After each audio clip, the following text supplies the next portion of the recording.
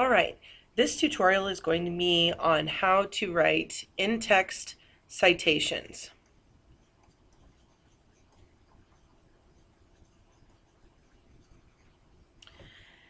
When writing an informative or an argumentative paper, you must have evidence. And in order not to plagiarize, you must give the source of your evidence credit. This is done in two major ways.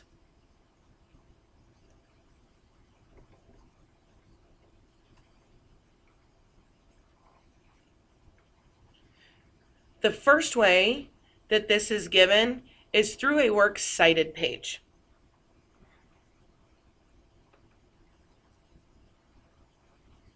This is something that you should be familiar with because we have already done some work on how to cite the sources that our evidence is coming from. The second way that we give credit to our sources is through in-text citations.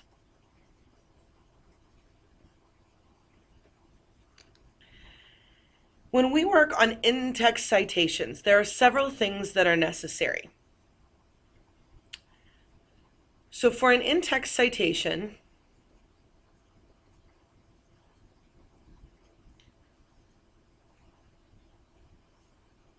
what you need, the first thing that you need, is a signal phrase.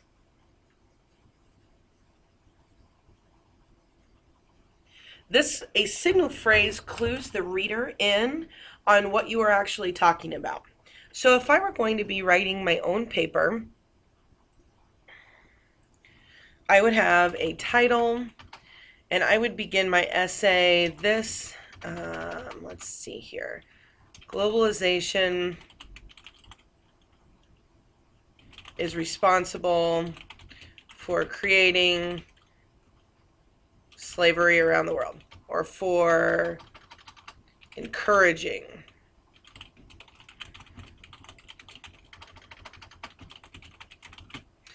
And let's say that I wanted to go ahead and cite evidence.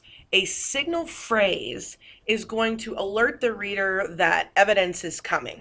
So I could say in the article, and then I would give the title of the article. The author states that, and then in quotations, I could go ahead and put my quote. Okay, the phrase in the article, and then whatever the article's title is, that is a signal phrase. I could also say things like according to blank, and it could be an author or it could be a title. I could say, I could use the author's name.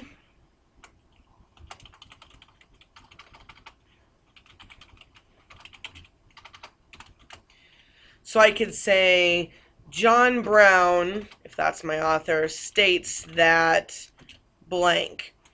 I could start off with my evidence, and then I could end it with said in the words of my author. So a signal phrase is really just what sets off my evidence. Another one might be the author of blank, and I could put in the title, claims that. There are lots and lots and lots of different signal phrases. So that's our first order of business. The second thing that you need to do is you need to make sure that you acknowledge the author.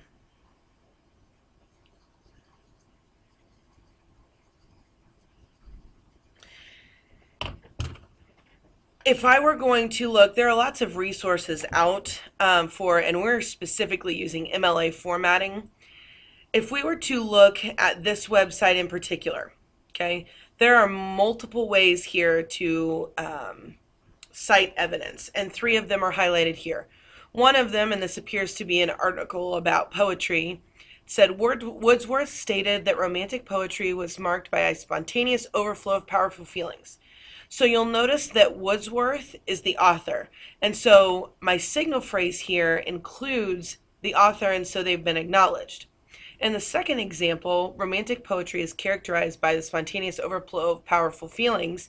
My signal phrase romantic poetry is characterized by doesn't give any credit to my author. So my in-text citation has to give credit to my author. The third thing that we need to do is you need to have a page number.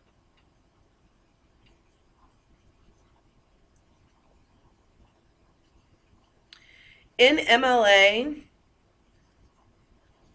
you will not use the little p before a page number. You're just going to put the number. So again, in the example over here, Woodsworth stated, because the author has already given credit, in parentheses you would only need the page number.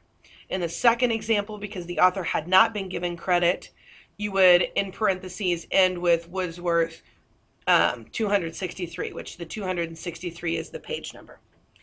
The last thing that you need are your parentheses.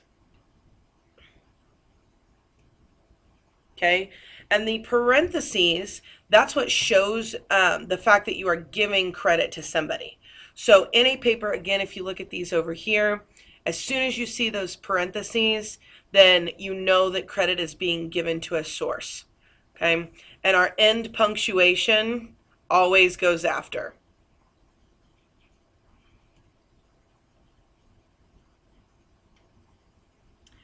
So that's what an in-text citation is. So again, if you are going to do more of like a step-by-step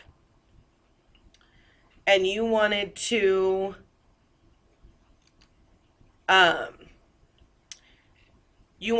create an in-text citation as you are writing your paper, okay? Here are your steps. So as you're going along and you're writing your paper, step number 1, if you want to cite evidence.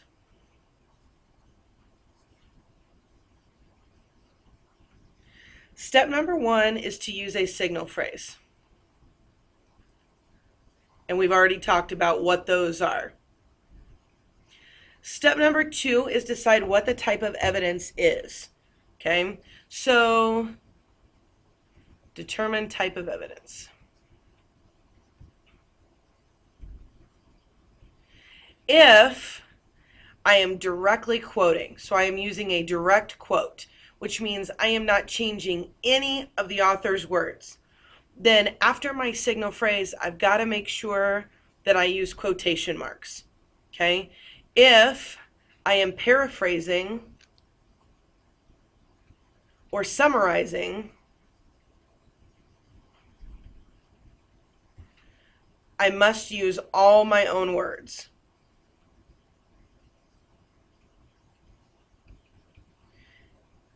But not change the author's message.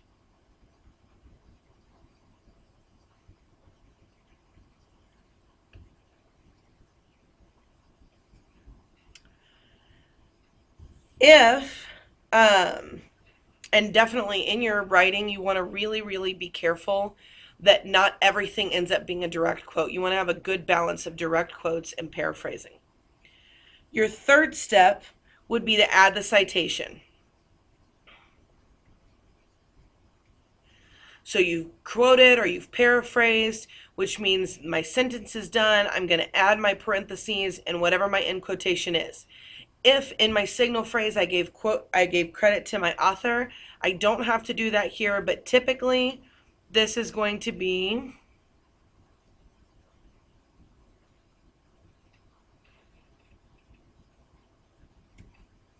let me erase that. This is going to be author, which is really usually just the last name, and a page number. There's no punctuation inside of there.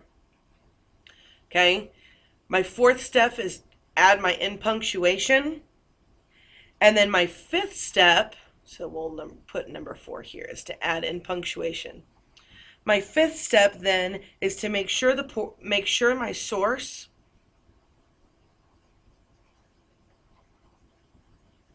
appears in your works cited.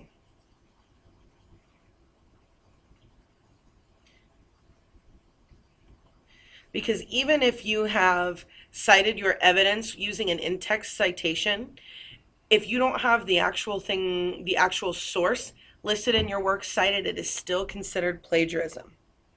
There are a lot of other rules for in-text citations, but you will learn these throughout your academic career.